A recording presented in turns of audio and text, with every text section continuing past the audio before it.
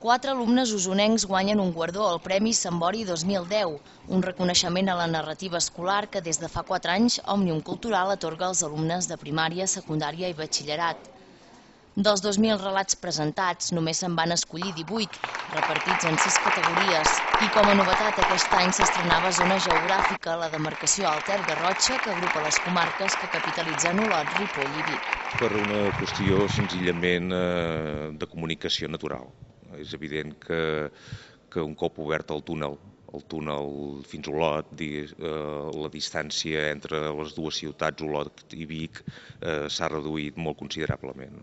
I això ha fet que la Garrotxa, que fins ara estava a les esquenes d'Osona, diguéssim, ara hi hagi una fluïdesa de comunicació que provoqui coses com aquesta, crear una demarcació juntament amb la Garrotxa.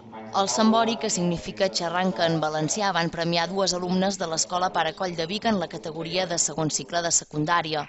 Clàudia Isern, amb el treball Aparences, es va emportar el primer premi i Xènia Pérez, amb un relat sense títol, va quedar en segona posició. És una història explicada per 2 persones diferents que es creuen i tenen unes aparences l'un de l'altre, però són equivocades completament.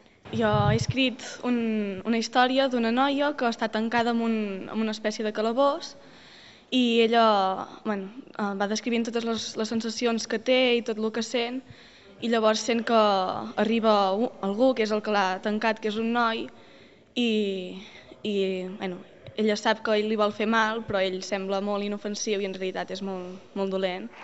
En la categoria de batxillerat i cicles formatius, el primer premi va ser per Maria Pérez, d'Elia Jaume Callís, i Aleix Montanyà, d'Elia Estona, va ser l'altre usonenc premiat en la secció de primer cicle de secundària. El treball que he escrit és de l'ombra de la realitat i va d'un nen que el fan anar en una fàbrica d'allà a l'Índia i els hi fan fer treball forçat.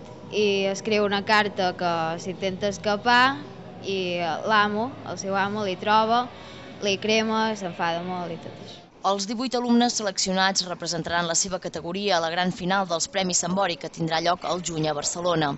Aquests guardons de narrativa escolar, que han rebut el suport de l'Ajuntament de Taradell i de la Generalitat, pretenen difondre l'ús del català dins l'àmbit escolar i promoure la imaginació i la creativitat literària.